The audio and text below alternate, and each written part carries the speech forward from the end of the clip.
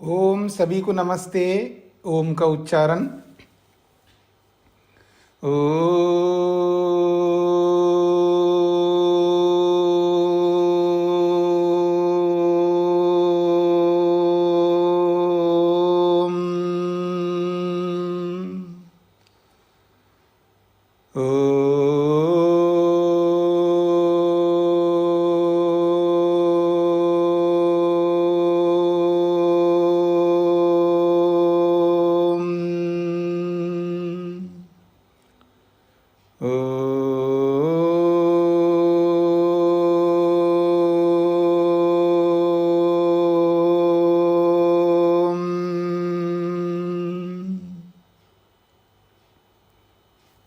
न्याय दर्शन की 194 कक्षा है।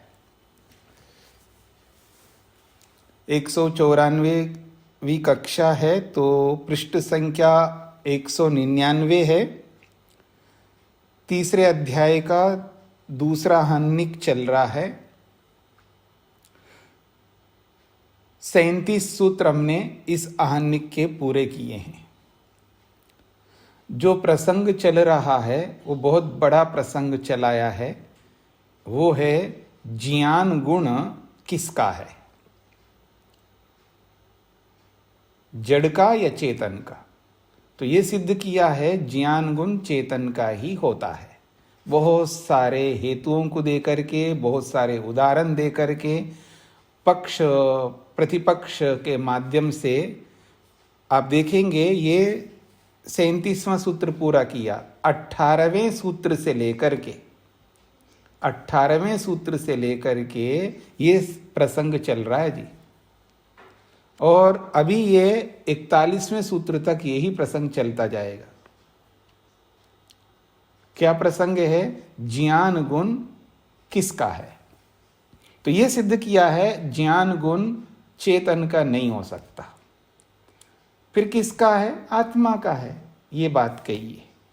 अब एक प्रकार से उपसंहार की ओर ले जा रहे हैं। अभी हमने कल ये समझने का प्रयत्न किया था कि ज्ञान गुण भूतों का नहीं है। ज्ञान गुण भूतों का नहीं है, ये हमने समझने का प्रयत्न किया। तो कह रहे हैं, आप देखिएगा, भूतेन्द्रिय मनसाम समानः प्रतिषेध।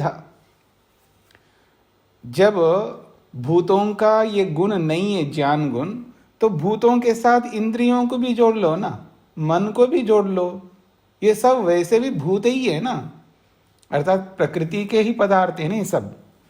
तो जैसे भूत का मतलब पंचमाभूत, पृथ्वी जल अग्नि वायु आकाश, जैसे पंचमाभूतों का गुण ज्ञान नहीं है, वैसे इंद्रियों का भी नहीं है और वैसे मन का भी नहीं है। तो भूतों के समान इंद्रिय और मन का भी समान रूप से प्रतिषेध खंडन किया गया है, ऐसा मान लेना चाहिए। मनस्तु उदाहरण मात्रम, लेकिन मन को उदाहरण के रूप में हम जरूर कहना चाहेंगे, क्योंकि मन एक ऐसा तत्व है जो आत्मा के निकट रहता है और आत्मा के निकट रहकर के समस्त कार्यों को करता है।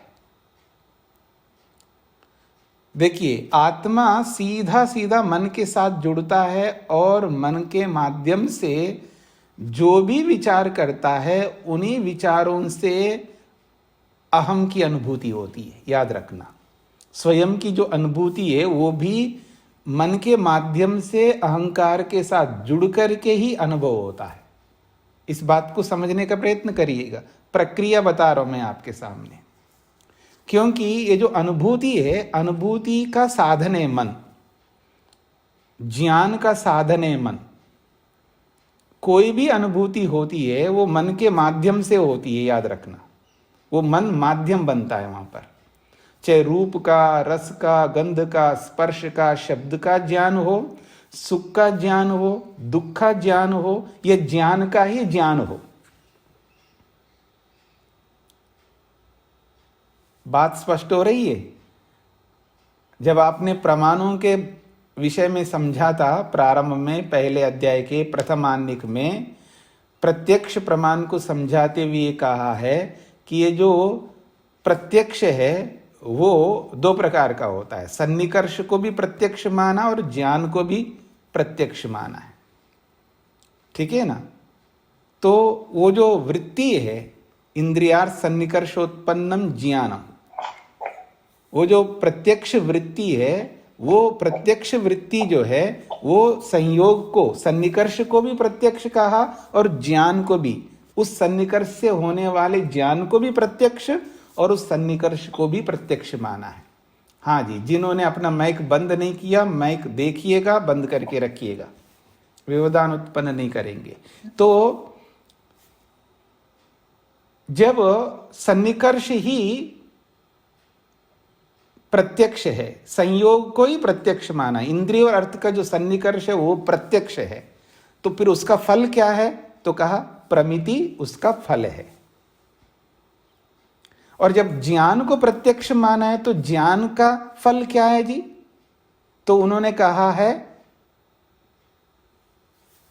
हान बुद्धि, उपादेय बुद्धि और उपेक्षा बुद्धि, ये तीन प्रकार की बुद्धियां हैं। जब प्रत्यक्ष हो गया, ज्ञान हो गया, तो वो क्या ज्ञान हुआ है जी? ये तो सुखदाई है ऐसा ज्ञान हुआ, ये तो दुखदाई है ऐसा प्रत्यक्ष हुआ। प्रत्यक्ष हमको तीन प्रकार से होता है, दुखदाई के रूप में प्रत्यक्ष होता है, सुखदाई के रूप में प्रत्यक्ष होता है और उपेक्षा करने वाला प्रत्यक्ष होता है। तो अगर वो दुखदाई है, ज्ञान तो हो गया प्रत्यक्ष ज्ञान इंद्रिया सन्निकर्ष से, अब उस ज्ञान का फल क्या है? तो उसका फल कहा है हातव्य बुद्धि, क्योंकि वो दुखदाई का ज्ञान हो गए ना, तो क्या करेंगे? छोड़ने की बुद्धि उत्पन्न होगी। और छोड़ने की बुद्धि क्या है? वो भी ज्ञान है, तो ज्ञान से ज्ञान उत्पन्न होता है और वो सुखदाई के रूप में प्रत्यक्ष हुआ। प्रत्यक्ष जो है, अब मैं डायबिटीज व्यक्ति है ना, डायबिटिक जो होता है ना, डायबिटिक जो डायबिटीज से शुगर से परेशान है, उसके सामने मैं बढ़िया खूब मीठा डाल करके ऐसे स्वीट बना करके उसके सामने रख दूँ जिसमें खूब मीठा डाला है जी, चिंता ही मत करना, खूब मिठाई है इसमें, यानी मिठाई है, हाँ? शुगर ज़्यादा है इसमें, मावा बहुत कम है जी, मावे की मिठाई है, लेकिन इसमें ज़्यादा वो है, कलाकंद है, कलाकंद याद रखना। अब वो उसमें मीठा ज़्यादा है। अब उसके सामने प्रत्यक्ष तो हो रहा है, देख तो रहा है, पर वो कैसा है? हातव्य बुद्धि उत्पन्न करे, ये मेरे मतलब का नहीं है जी, छोड़ो इसको, तो उसकी बुद्धि अलग बनती है। कोई नमकीन हो तो बोलो, ठीक है ना। और वही जो ठीक ठाक जवान व्यक्ति है और व्यायाम करता है और शरीर पर बहुत ज़्यादा मेहनत करता है, बॉडी बिल्डर है, और उसके सामने वही मावे की मिठाई रखो, उसकी कौन सी बुद्धि उत्पन्न हो गई? उपादेय बुद्धि, ग्रहण करने की बुद्धि। अरे वाह, कमाल है, मैं यही तो चाहता था, तो वो खाएगा, उसको उपादेय बुद्धि उत्पन्न होगी। और उसके आदमी के सामने कुछ ऐसे आदमी को रखा जिसको देखने से उससे बात ही नहीं करना चाहता है, उससे मिलना ही नहीं चाहता है, उससे कोई नाता ही नहीं रखना चाहता है, तो उपेक्षा रखना है उसको, उससे मतलब उससे मेरा कोई प्रयोजन सिद्ध नहीं होता है। ऐसे आदमी को मैं पेश करूं आपके सामने, जिससे आप बात करके, जिससे संबंध बना करके, जिससे कुछ लेना आपको कुछ नहीं है, तो ऐसे व्यक्ति को पेश करूंगा तो उपेक्षा बुद्धि उत्पन्न होगी, उसका भी प्रत्यक्ष हो रहा है। तो तीन प्रकार का जब प्रत्यक्ष होता है तो उस प्रत्यक्ष ज्ञान से जो अलग बुद्धियां उत्पन्न हो रही है उसका फल है। छोड़ने वाली बुद्धि उत्पन्न होती है या ग्रहण करने वाली बुद्धि उत्पन्न होती है, उपेक्षा वाली बुद्धि उत्पन्न होती है। तो ज्ञान से ज्ञान, ये याद रखना। तो प्रश्न क्या, बात कहाँ से कहाँ पहुंच गए हम? मन की बात हो रही थी। तो ये जो मन है ये ज्ञान का साधन है।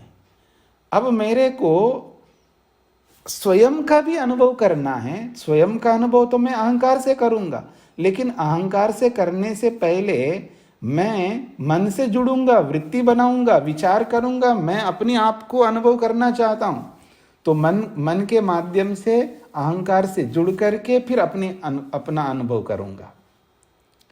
मैं निर्णय करना चाहता हूं तो सीधा बुद्धि से निर्णय नहीं करता, निर्णय मन के माध्यम से जाकर के फिर बुद्धि से निर्णय करूंगा, क्योंकि अनुभूति का, एहसास का सीधा साधन जो है वो मन है। तो मन के माध्यम से ही अहंकार से जुड़ूंगा, मन के माध्यम से बुद्धि से जुड़ूंगा, मन के माध्यम से ज्ञानेंद्रिय के साथ जुड़ूंगा, मन के माध्यम से कर्मेंद्रियों के साथ जुड़ूंगा, मन के माध्यम से सब होगा। ऐसे ही मन के माध्यम से भी आत्मा के साथ जुड़ूंगा, आत्मदर्शन करूंगा, मन के माध्यम से ही परमात्मा से जुड़ूंगा और परमात्मा का दर्शन करूंगा। इसलिए जो मन है बहुत अत्यंत निकट साधन है। इसलिए वहाँ पर वृत्ति सारूप्यम इतरत्र योग दर्शन में जब मन के बारे में बताया, ये ऐसा चिपका रहता है आत्मा के साथ, मानो कि जैसे चुंबक जो है ना लोहे के साथ चिपक करके रहता है, या लोहा चुंबक के साथ चिपक करके रहता है। समझ रहे ना आप? उसको ऐसा करोगे ना, जो स्ट्रांग बहुत अधिक पावर वाला जो चुंबक होगा, और उसको ऐसे निकालने में आपको शक्ति लगानी पड़ती है, ऐसे चिपक करके रहता है, अर्थात इतने निकट के साधन हैं। तो वहां पर महर्षि वेदव्यास ने उसको मानो चुंबक के समान चिपका रहता है ये मन आत्मा के साथ, सन्निधि मात्रेन उपकारी, बिल्कुल आत्मा के निकट रह करके आत्मा का उपकार करता रहता है ये मन। तो इसलिए मैं कहना चाह रहा हूं, मन को तो उदाहरण के रूप में रखूंगा, ऐसा गौतम आचार्य कह रहे हैं। यद्यपि भूतों में चेतनता नहीं है, इसी से इंद्रियों में नहीं है, मन में नहीं है, सब का निषेध हो जाएगा, लेकिन मन एक ऐसा साधन है जो मन को और आत्मा को अलग देख नहीं पाता है आदमी। व्यवहार में सबसे बड़ी समस्या है कि आत्मा को और मन को अलग देख नहीं पा रहा होता है। ये बहुत बड़ी अविद्या है। इसी को अस्मिता नामक क्लेश कहते हैं। मन को और आत्मा को अलग न देख पाना, दोनों को एक मान लेता है, ये अस्मिता क्लेश है। तो इसलिए बहुत महत्वपूर्ण बात है। इसलिए वो कहना चाहते हैं मनस्तु उदाहरण मात्र, मन तो एक उदाहरण मात्र है, इसको तो जरूर बताऊंगा मैं। तो इसलिए अब मन को लेकर के बता रहे हैं, यथोक्त हेतुत्वात् पारतंत्र्यात् अकृत अभ्यागमाच्च न मनसः। तीन बातें कहिए। ज्ञान गुण मन का नहीं हो सकता, मनसः ज्ञानम गुणः न, मन का ज्ञान गुण नहीं हो सकता। क्यों? यथोक्त हेतुत्वात्, जो पहले हमने हेतु दिए हैं उन्हीं हेतुओं से, जो आत्मा को सिद्ध करने के लिए हमने जो हेतु दिए हैं, ज्ञान गुण आत्मा का है, ये सिद्ध करने के लिए जो हेतु दिए हैं, या मन को भी बताया गया था हमने, ये ज्ञान गुण मन का नहीं है। तो जो पीछे जो हेतु दिए हैं हमने, वो सारे हेतु यहाँ लागू होंगे। 18वें सूत्र से लेकर के यहाँ तक बहुत बातें हैं। इससे पहले भी पहले अध्याय के पहले आनिक में 10वां सूत्र ये, इच्छा द्वेष प्रयत्न सुख दुख ज्ञानानि आत्मनो लिंगम, वहां से लेकर के यहाँ तक बीच बीच में जब जब मन का प्रसंग आया है तब तब बहुत सारे हेतु दिए गए हैं, वो सारे हेतु लागू होंगे। यथा उक्त हेतुत्वात्, जैसे पहले हमने जो हेतु दिए हैं वो सारे के सारे हेतु यहाँ पर लागू होंगे। उन हेतुओं से ये पता लगता है ये ज्ञान गुण न मनसा, ये मन का नहीं है। दूसरी बात, पारतंत्र्यात्। पारतंत्र्यात् का मतलब होता है परतंत्र होने से। जो वस्तु परतंत्र होती है वो उसका गुण नहीं हो सकता। ज्ञान की बात हो रही है यहां पर, ज्ञान गुण की बात हो रही है। चेतनता मन का नहीं हो सकता क्योंकि वो परतंत्र है। मन अपने लिए नहीं है, मन मेरे लिए है, आपके लिए है, सबके लिए है। तो जो अपने लिए नहीं है वो उसका गुण नहीं हो सकता। तो परतंत्र होने से मन जो है स्वतंत्र नहीं है। मन में कितने गुण हो, हाँ, इस बात को समझने का प्रयत्न करिएगा। धरती में कितने ही गुण, अच्छे अच्छे गुण हो, इस पहाड़ों में, नदियों में, कंदराओं में, ये जो प्राकृतिक सौंदर्य में जो जो गुण आपको दिखते हैं, उनके अंदर कितने गुण हो, वो सब उनके लिए नहीं है, वो सब मेरे लिए है, यानी मनुष्य के लिए है। उनके गुणों का उपयोग वो नहीं करते। नदी अपने गुण का स्वयं प्रयोग नहीं कर सकती है, पहाड़ अपने गुण का स्वयं प्रयोग नहीं कर सकता। जितने भी जड़ पदार्थों में उत्कृष्ट से उत्कृष्ट, उत्तम से उत्तम गुण हैं, सामान्य गुण हैं, जैसे भी गुण हैं, वो सब गुणों का उपयोग मैं करूँगा, मनुष्य करेगा या प्राणी जगत करेगा। ठीक है ना, जहां आत्मा है वो करेगा। तो इसलिए ये सब परतंत्र हैं, स्वतंत्र नहीं है। इसलिए बोलते हैं ना, मकान मकान के लिए नहीं होता, किसके लिए होता है? आदमी के लिए होता है। गाड़ी गाड़ी के लिए नहीं होती है, किसके लिए होती है? आदमी के लिए होती है। ऐसे ही मन मन के लिए नहीं होता, मनुष्य के लिए होती है, यह होता है। तो इसलिए परतंत्र होने से, मन परतंत्र होने से मन का ज्ञान गुण नहीं हो सकता। ये दूसरी बात कही है। तीसरी बात है अकृत अभ्यागमात। एक होता है कृत अभ्यागम और एक होता है अकृत अभ्यागम। कृत का मतलब किया हुआ, जो किएगा उसी को मिलेगा, यह है कृत अभ्यागम। कृत का मतलब किया और अभ्यागम का अर्थ होता है मिलना, जिसने किया उसी को मिलेगा। और अकृत का मतलब है जिसने नहीं किया उसको मिलने लगेगा, ये आपत्ति आएगी। किया तो किसी ने और मिल रहा है और किसी को, ये सिद्धि होगी। इसको कहते हैं अकृत अभ्यागमा। जैसे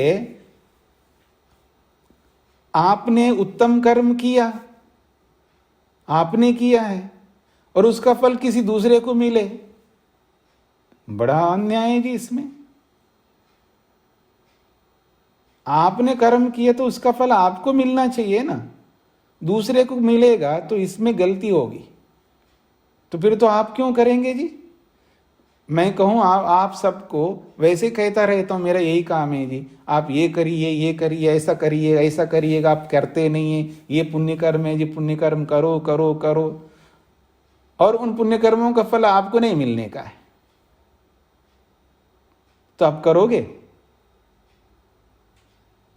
आपको मिलने वाला है तो भी नहीं करते हो आप। जब ये पता लग जाए आपको, हाँ, जिसका फल आपको ही मिलेगा तो भी आप नहीं करते हो उस काम को।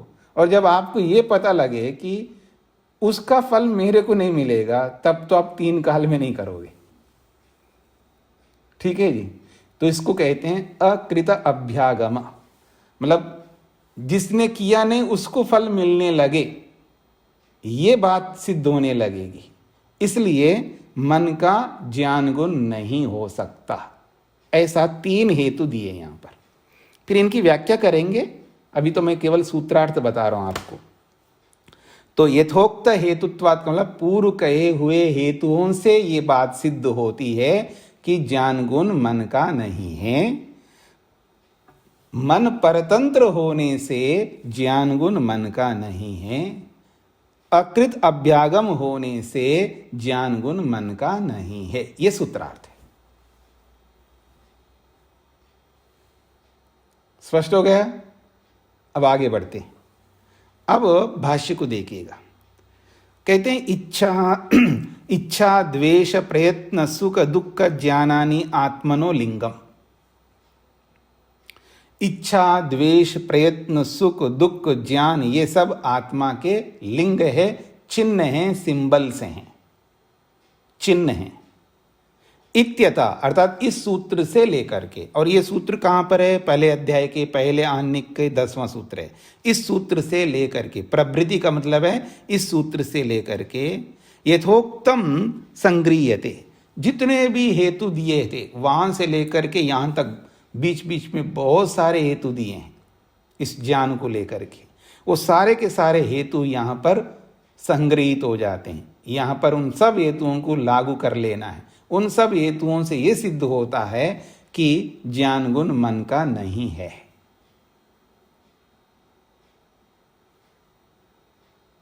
तेन भूतेन्द्रिय मनसाम चैतन्य प्रतिषेध, और उन्हीं हेतुओं से ये सिद्ध होता है भूत के, इंद्रिय के और मन के ये चेतनता गुण नहीं है, ऐसा खंडन हो जाता है। और इसी आह्निक में भी आप देखेंगे 18वां सूत्र, आप देखेंगे 18वां सूत्र से प्रारंभ किया है ज्ञान गुण किसका है, वहां से प्रारंभ किया, वहां से लेकर के आगे आने वाले 41वें सूत्र तक ये इसी ज्ञान गुण को लेकर के ही बहुत सारी बातें कही गई है। और उनमें जो जो हेतुएं दिए, हेतु दिए गए हैं, वो सारे के सारे हेतु यहाँ पर लागू होंगे जो ज्ञान गुण आत्मा के ही सिद्ध करते हैं, और न तो भूतों के, न इंद्रियों के, न मन के सिद्ध करते हैं। ये है यथोक्त हेतु, हेतुत्वाद का मतलब है यथा उक्त हेतुत्वाद, यथोक्त हेतुत्वाद, जैसे पहले हेतु बताए गए हैं उन्हीं हेतुओं से ये सिद्ध होता है कि ज्ञान मन का गुण नहीं है। इसका ये अर्थ हो गया। आगे बढ़ें। अगली बात, पारतंत्र्यात्, परतंत्र होने से। परतंत्राणि भूतेन्द्रिय मनांसी, चाहे वो भूत हो, पंचमाभूत हो, चाहे वो इंद्रियां हो, चाहे वो मन हो, ये सब के सब परतंत्र हैं। परतंत्राणि भूतेन्द्रिय मनांसी, भूत, इंद्रिय और मन जो है सब के सब परतंत्र हैं।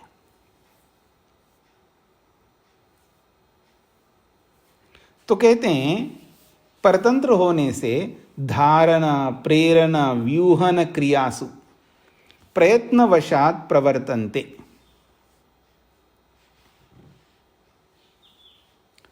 तो धारण करना मतलब किसी को धारण करना है या किसी को प्रेरित करना है या कोई विशेष व्यूहन, विशेष संरचना करना हो, इन सब क्रियासु प्रयत्नवशात प्रवर्तन्ते, किसी के प्रयत्न से ये होता है, यानी किसी के प्रयत्न से धारण क्रिया होती है। धारण करने की क्रिया किसी के प्रयत्न से होती है।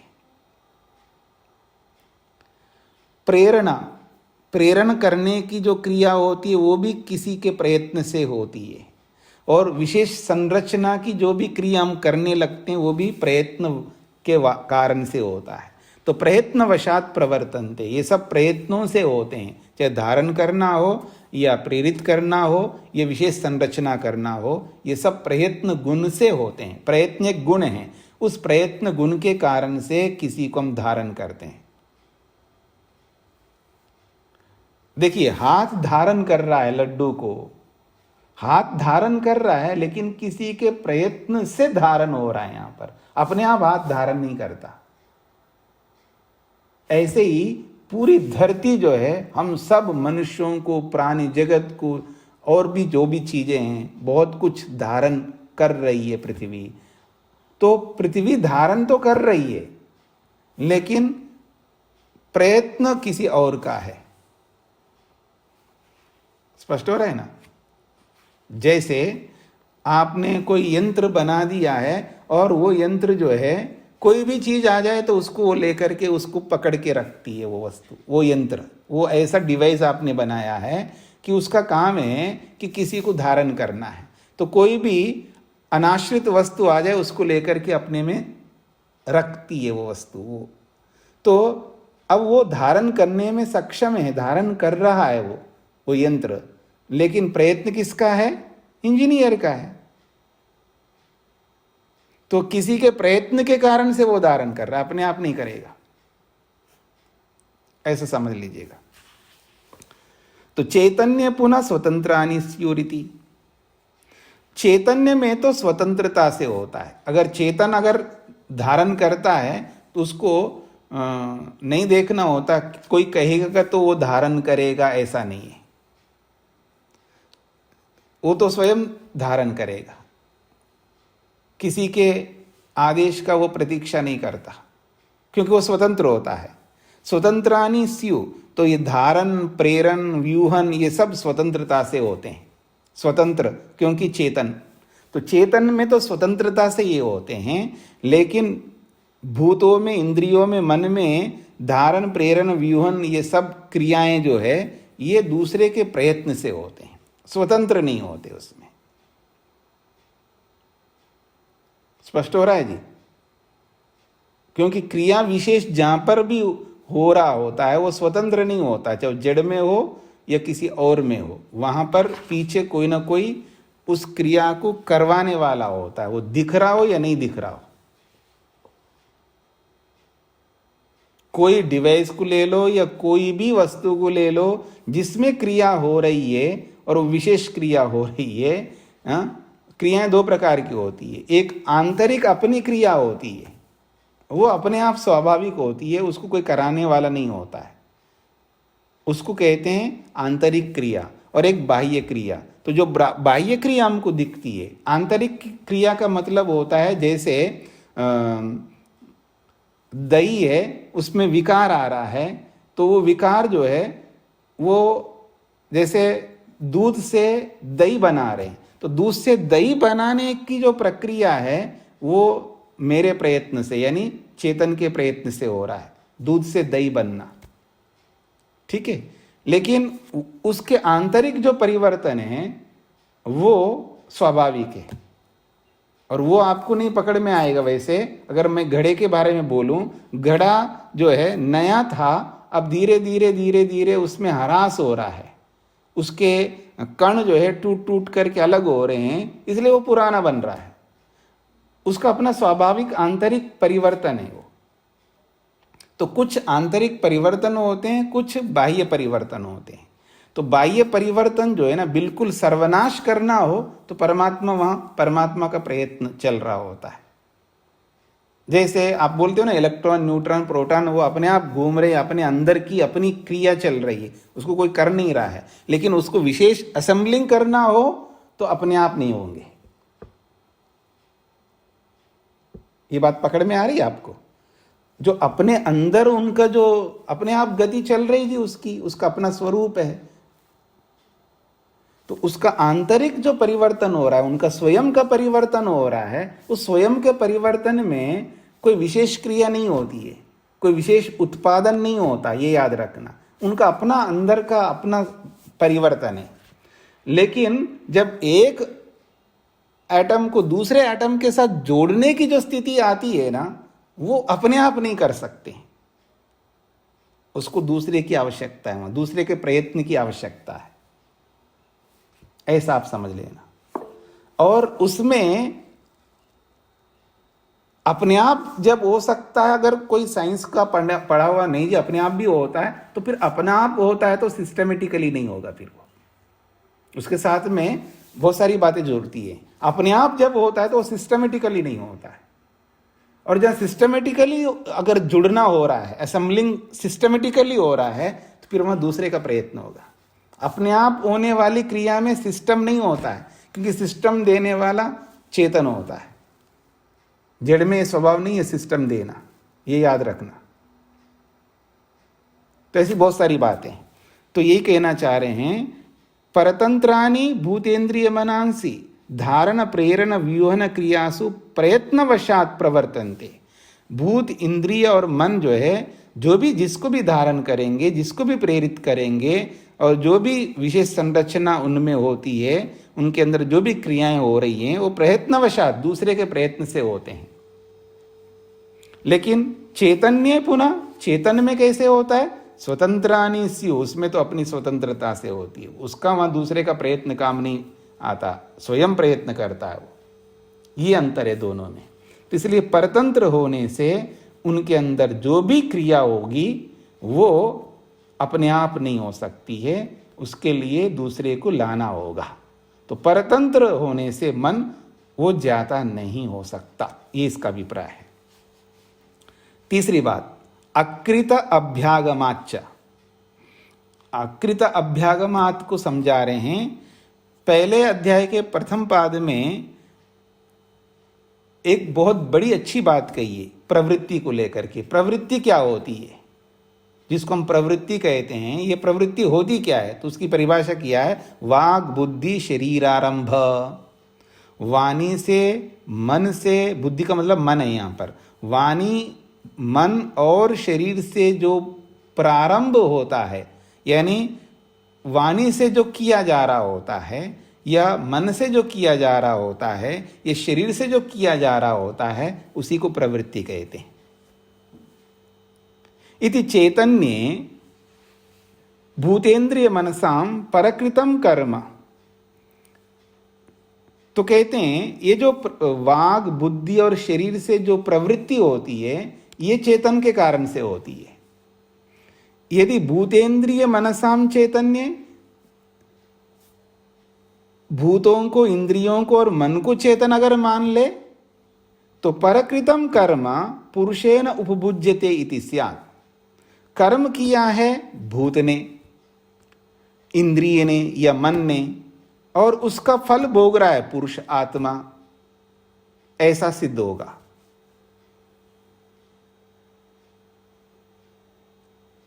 स्पष्ट हो रहा है जी?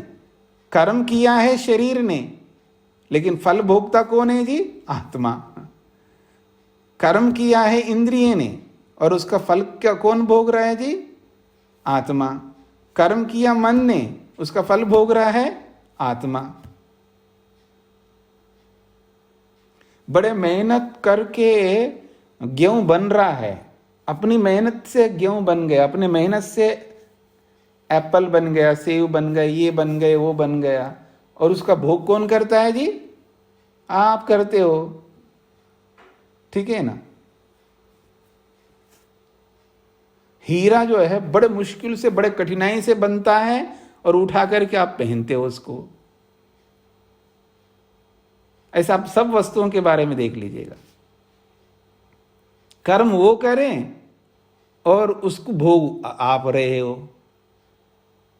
तो ये कहना चाह रहे हैं, तो भूत इंद्रिय मनसाम चैतन्य, यदि आप भूतों, इंद्रियों और मन को चेतन मानते हो, तो परकृतम कर्म, उनके द्वारा किए हुए कर्मों का फल जो है पुरुषेण उपभुज्यते, पुरुष उसका उपभोग कर रहा है।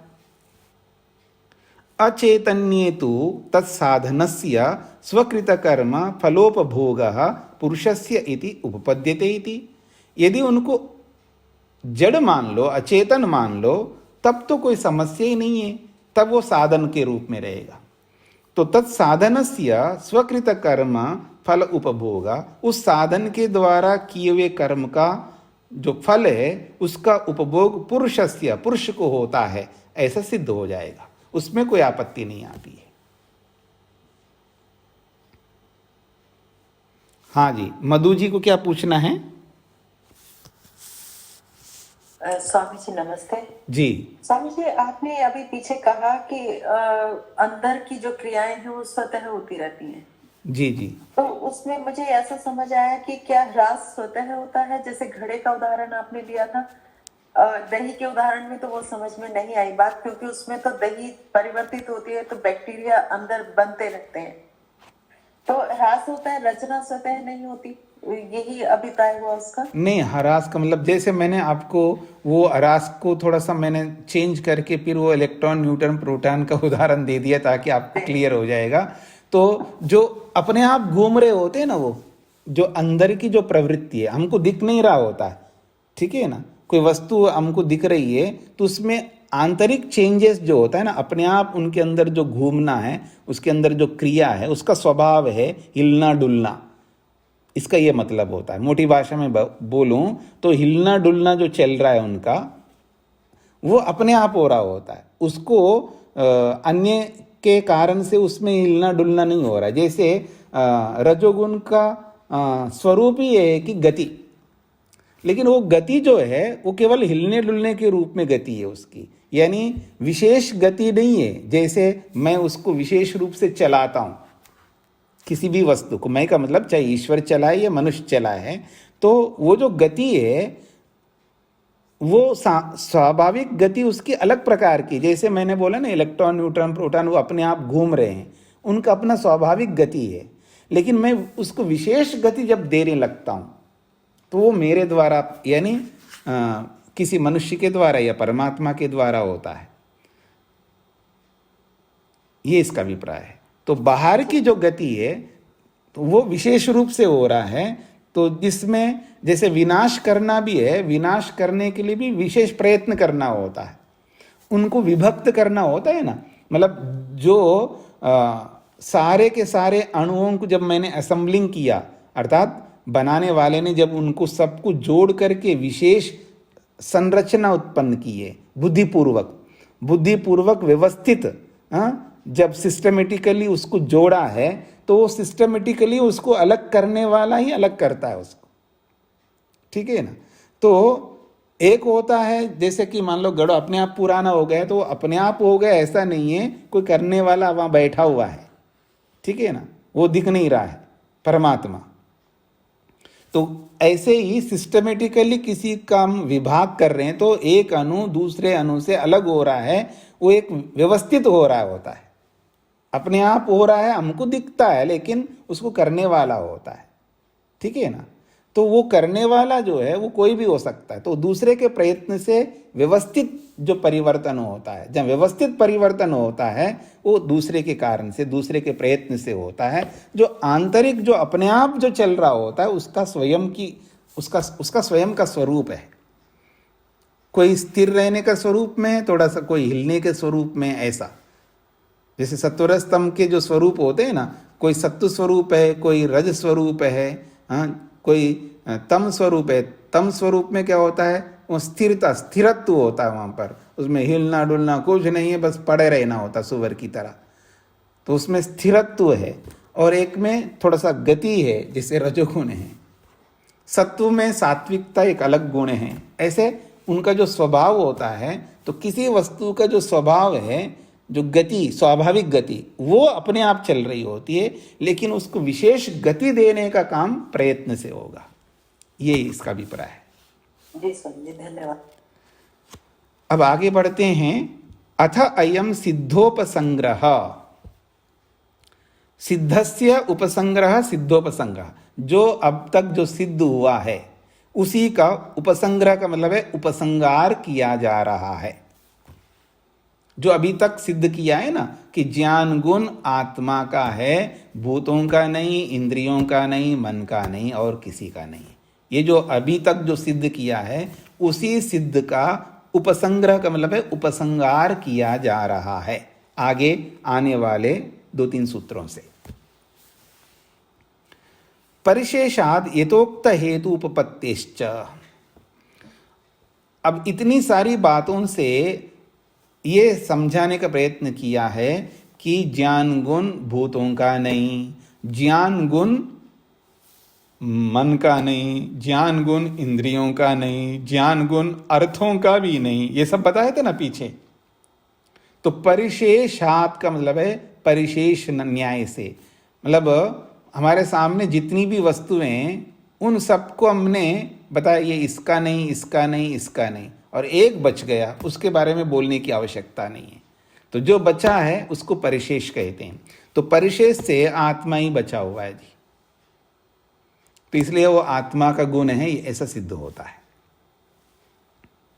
अथवा यथोक्त हेतु, जो अभी पहले बताया था, जितने हेतु बताए उन सब हेतुओं से वो ज्ञान गुण आत्मा का सिद्ध होता है। तीसरी बात है उपपत्ति है। उपपत्ति से भी ये बात समझ में आती है कि आत्मा, ज्ञान आत्मा का गुण है। उपपत्ति का मतलब है शरीरांतर धारण, एक शरीर को छोड़ के दूसरे शरीर को धारण करने की जो स्थिति है, ये इससे पता लगता है कि ज्ञान गुण आत्मा का है। अब ये तीनों को लेकर के समझाएंगे। परिशेषात परिशेष का मतलब है आत्मगुणो ज्ञानमिति प्रकृतम। तो परिशेष न्याय से आत्मा ही बचा हुआ है, इसलिए ज्ञान आत्मा का गुण है, ऐसा प्रकृतम ये प्रकरण में समझ लेना चाहिए। यानी इसको सूत्र के साथ जोड़ लेना चाहिए। परिशेष से का मतलब क्या, आत्मा का ज्ञान गुण है ऐसा सिद्ध होता है, क्योंकि वही बचा है। अब परिशेष को समझा रहे हैं। परिशेषो नाम, परिशेष किसको कहते हैं? आज आप लोगों को याद आ रहा है परिशेष किसको कहते हैं? जो पीछे बताया है पहले अध्याय में, प्रसक्त प्रतिषेधे अन्यत्र अप्रसंगात शिष्यमाने संप्रत्यय, यह है परिशेष। प्रसक्त प्रतिषेधे, जो प्रसक्त है उसका तो प्रतिषेध किया गया है। प्रसक्त का मतलब है प्रसंग में जो लोग हैं उनका तो मना कर दिया है। हमारे प्रसंग में देखिए, ज्ञान का प्रसंग है, हम सब शरीर के अंदर हैं जी, शरीर में इंद्रियां हैं, शरीर में ही मन है, शरीर में ही आत्मा है, ठीक है ना। इस शरीर को लेकर के तो हमारे सामने प्रश्न उपस्थित हुआ है ना कि ज्ञान गुण किसका है, और ये ज्ञान गुण कहाँ रहता है? शरीर में रहता है जी, सीधी सी बात है। तो प्रसंग किसका है? शरीर का है। अब शरीर में और कौन रहता है? इंद्रियां रहती है। शरीर में और कौन रहता है? अर्थ भी रहते हैं, क्योंकि अर्थ भी आकर के शरीर में प्रविष्ट हो रहे हैं, रूप रस गंध स्पर्श शब्द, ये ठीक है जी। और शरीर में ही मन है और शरीर में ही आत्मा है। ये हमारा प्रसंग है। अब इस प्रसंग में प्रसक्त प्रतिषेधे, प्रसंग में जो जो है उसका प्रतिषेध खंडन करते जा रहे हैं हम लोग। शरीर का है गुण? नहीं है। ये ज्ञान गुण इंद्रियों का है? नहीं है। ये ज्ञान गुण अर्थ का है? नहीं है। ये ज्ञान गुण मन का है? नहीं है। तो प्रसक्त का तो हमने खंडन करते गए। और अन्यत्र अप्रसंगात, अब इस ज्ञान गुण को दूसरे बाहर ले जा करके उसका है ऐसे तो बोल नहीं सकते, क्योंकि उसका प्रसंग तो है ही नहीं है। प्रसंग तो शरीर के अंदर की बात हो रही है। तो अन्यत्र अप्रसंगात, दूसरे का प्रसंग यहां पर है ही नहीं है। शिष्य माने, फिर क्या बचा हुआ है जी जिसके बारे में अभी तक बोला नहीं है? तो आत्मा बचा हुआ है। तो शिष्य माने जो जो बचा है उसी में संप्रत्यय, उसी में ज्ञान हो जाता है कि ये ज्ञान गुण आत्मा का है, ऐसा इसको परिशेष कहते हैं। स्पष्ट हो गया? इसी सूत्र को समझा रहे हैं आगे। ये तो सूत्रार्थ मैंने आपको अपनी ओर से बोल दिया है, अब स्वयं भाष्यकार समझा रहे हैं। भूतेंद्रिय मनसाम प्रतिषेधे, एक तो शरीर में भूत भी है, इंद्रिय भी है और मन भी है, तो इन तीनों का तो प्रतिषेध हो गया है। द्रव्यांतरम न प्रसज्यते, दूसरे द्रव्य को हम यहाँ ला नहीं सकते शरीर के अतिरिक्त। शिष्यते च आत्मा, और बचा हुआ केवल आत्मा है जिसके बारे में अभी बताया नहीं है। तस्य गुणो ज्ञानमिति जायते, उसी का ये ज्ञान गुण है ऐसा पता लगता है, यही परिशेष है। स्पष्ट हो गया? अगली बात, यथोक्त हेतु उत्पत्तिश्च, जैसा हेतु कहा है पहले, उन्हीं हेतुओं से ही ज्ञान आत्मा का गुण है ऐसा सिद्ध होता है। अब कौन से हेतु बताए गए हैं जी, उसका एक सूत्र दिया है यहां पर। दर्शन स्पर्शनाभ्याम एकार्थ ग्रहणात्, ये इसी तीसरे अध्याय के प्रथमान्निक में ये हेतु दिया है। हेतु क्या दिया है? दर्शन स्पर्शनाभ्याम, दर्शन और स्पर्शन से एक ही अर्थ आत्मा का ग्रहण होने से ये उसी का ही गुण है ऐसा पता लगेगा। मैंने अनिल जी को कल देखा था, ठीक है ना, कल मैंने अनिल जी को देखा था और उन्हीं को आज स्पर्श करके देख रहा हूं, ये वही है। समझ में आ रहा है? अथवा मैं ये अनिल जी का ऐसे उदाहरण दे दिया है कि अब मैं आपको दूसरा है, कल मैंने लड्डू को देखा था, ठीक है ना, कल मैंने लड्डू को देखा था, खाया नहीं है, बस देखा देखा था, और वही लड्डू आज मेरे सामने आ गए, उसी को मैं अपने हाथ में लिया आया, स्पर्श हो रहा है, बहुत बढ़िया है इसका स्पर्श, हाँ, बड़ी अच्छी गंध आ रही है, सुगंध इसके अंदर अच्छी गंध भी है, सुगंध, और बस बस केवल एक ही काम बचा है जो मुंह में रखने का। ठीक है, तो जिसको मैंने देखा था उसी को स्पर्श कर रहा हूं, या जिसको कल मैंने देखा नहीं था पर स्पर्श किया है। हाँ, कई बार देखते नहीं है, स्पर्श स्पर्श कर लेते हैं। और जिसको मैंने कल स्पर्श किया था उसी का अब देख रहा हूं। तो ये जो दर्शन और स्पर्शन, स्पर्शन का मतलब स्पर्श करना, तो जिस दर्शन भी एक ही उसी अर्थ के लिए है और स्पर्शन भी उसी एक अर्थ के लिए है। तो दर्शन और स्पर्शन से एक ही वस्तु गृहीत होती है, उससे पता लगता है कि वो आत्मा है और वो शरीर से अलग है, इंद्रियों से अलग है, मन से अलग है। क्योंकि शरीर ऐसा नहीं कर सकता, इंद्रियां ऐसा नहीं कर सकती है, मन ऐसा नहीं कर सकता। अगर करता है तो आत्मा ही है। तो दर्शन स्पर्शन से एक ही अर्थ का ग्रहण होने से ये ज्ञान गुण आत्मा का है, ऐसा सिद्ध होता है। हाँ जी, मधु जी को क्या बोलना है? स्वामी जी, दर्शन और स्पर्शन से आत्मा को कैसे जानेंगे, नहीं समझ आया। नहीं समझ में आएगा तो तीसरे अध्याय के पहले पाद के पहला सूत्र जहां आया है उसका क्लास खोलो और उसको पूरा समझ लो तो आपको समझ में आ जाएगा।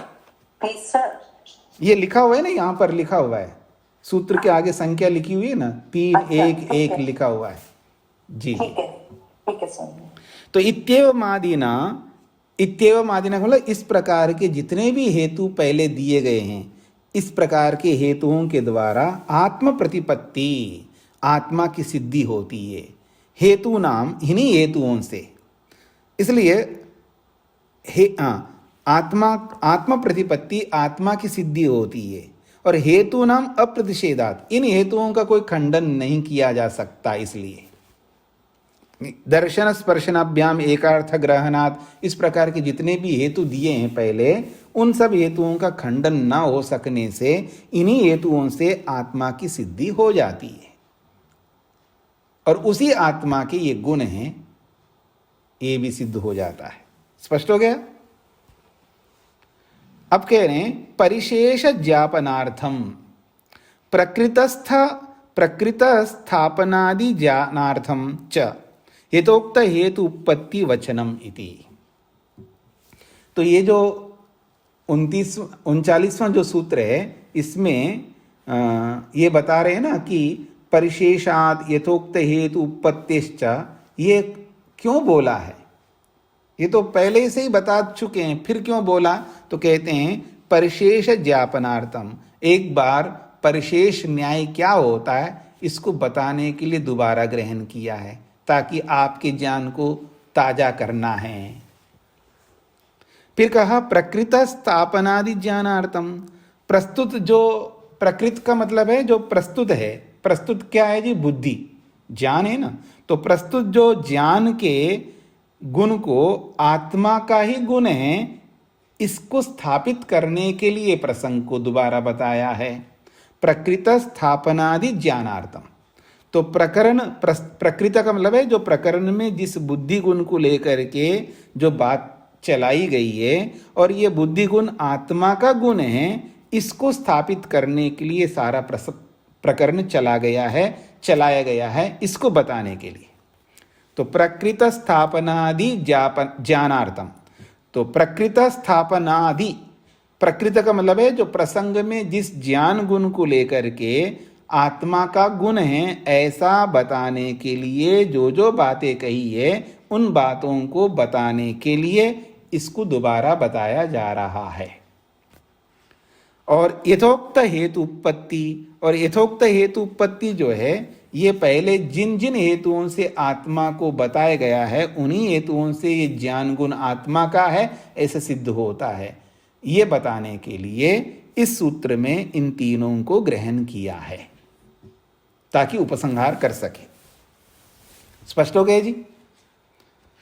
तो यथोक्त यथोक्त हेतु इसको समझा दिया है। अब केवल उपपत्ति बचा है, और उस उपपत्ति को समझ लीजिएगा, बहुत महत्वपूर्ण विषय है। अथवा उपपत्तिश्च हेत्वंतरम एव इदम, ये हेत्वंतर, वैसे हेतुओं में ही एक दूसरा हेतु है, लेकिन ये विशेष हेतु होने के कारण से इसको अलग से ले लिया। उपपत्ति भी ये हेतु है, लेकिन उन्हीं हेतुओं में ही आ जाता, लेकिन हेत्वंतरम इदम, ये एक विशेष हेतु है, और ये विशेष हेतु होने से इसको अलग ग्रहण किया है और बहुत महत्वपूर्ण है। कहा जा रहा है नित्य खलु अयम आत्मा, ये जो आत्मा है ये नित्य है। यस्माद नित्य, क्योंकि ये नित्य है, एकस्मिन शरीरे धर्मम चरित्वा, ये तो नित्य है ना आत्मा। अब देखिएगा, एकस्मिन शरीरे, एक ही शरीर में, जैसे जिस शरीर में आज हम लोग हैं, तो हमें क्या करना चाहिए था जी? धर्म करना चाहिए था। बहुत कम धर्म किया हमने, याद रखना। और मैं ये कह सकता हूँ आपने भी बहुत धर्म का, मैंने भी बहुत कम धर्म किए, और आप लोग भी मेरे साथ ही चल रहे हो, एक ही पंक्ति में हम सब खड़े हैं, और आप भी बहुत कम धर्म किए। हमें बहुत अधिक धर्म करने हैं।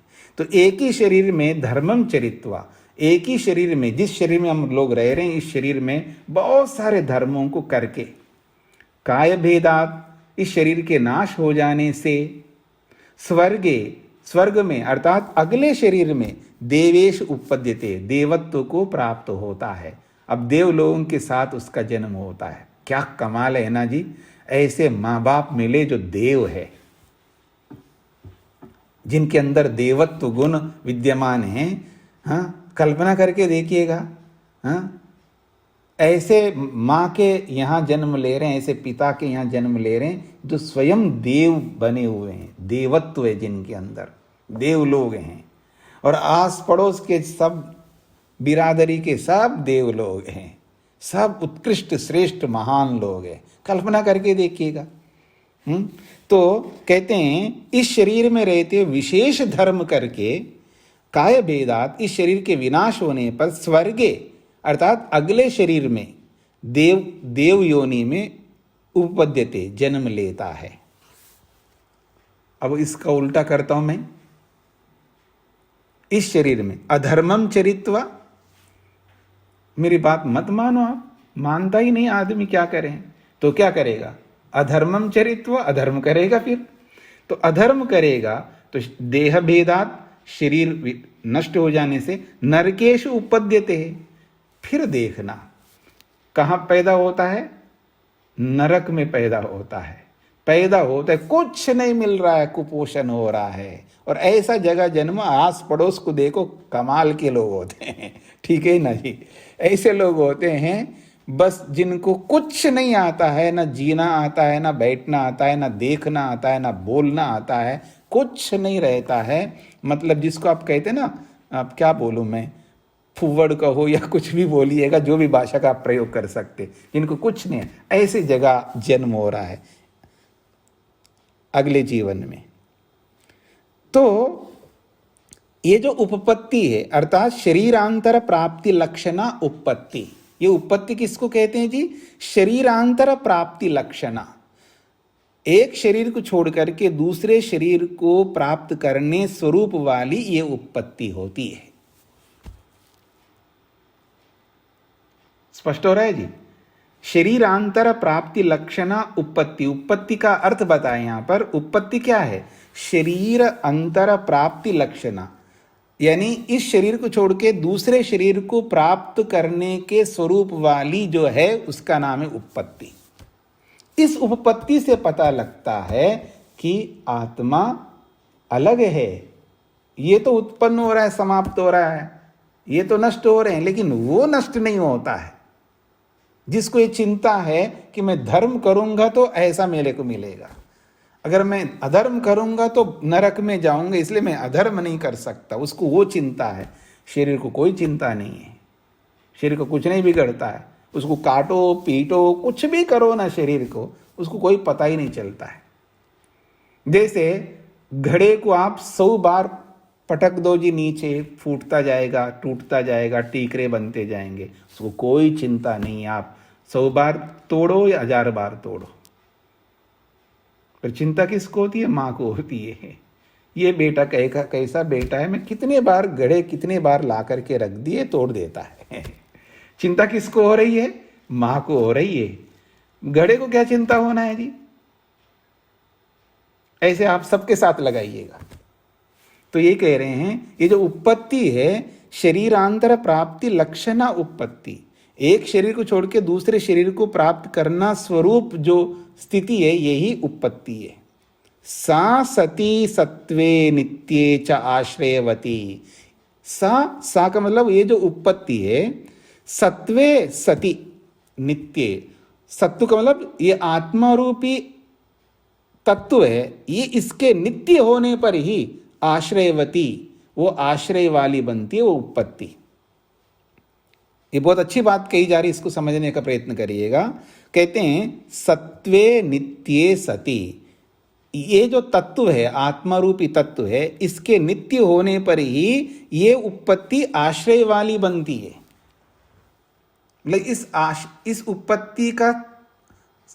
इस उत्पत्ति की सार्थकता तभी है, एक ऐसा तत्व होना चाहिए जो नित्य हो, उसके नित्य होने पर ही ये उत्पत्ति सार्थक बनती है, नहीं तो इसका कोई मतलब नहीं है जी।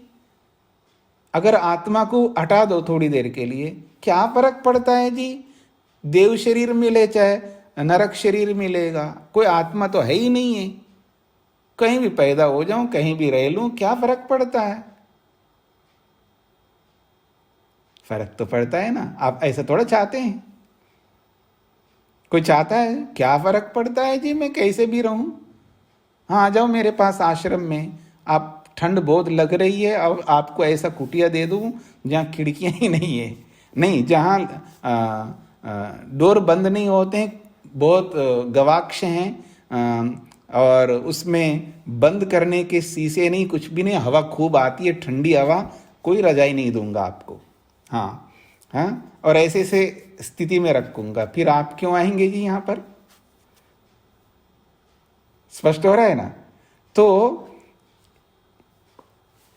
लेकिन हम चाह क्या रहे हैं? हम चाह रहे हैं ऐसा होना चाहिए, ऐसा होना चाहिए, ऐसा होना चाहिए, ऐसा होना चाहिए। चाह देखो कितनी बड़ी हमारी, कितनी कामना है, कामनाओं की कभी समाप्ति नहीं होती है।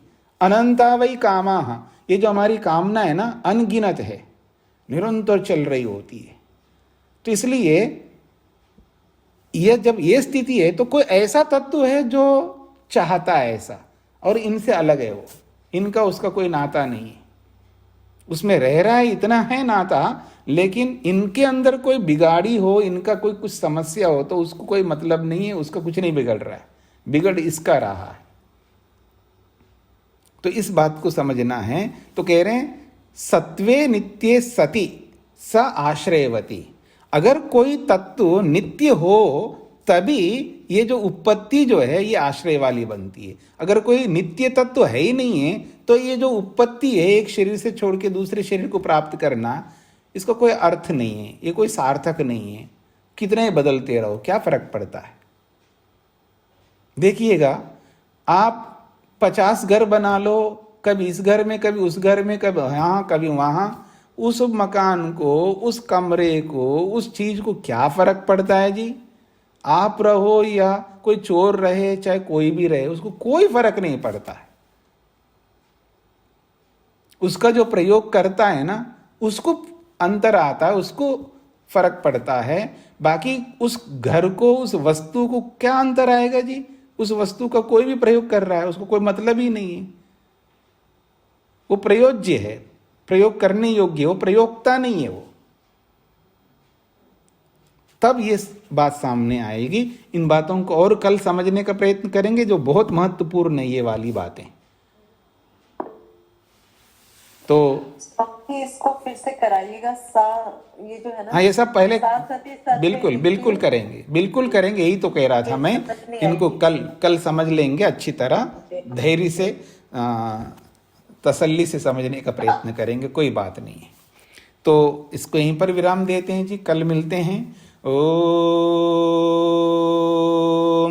शांति शांति शांति।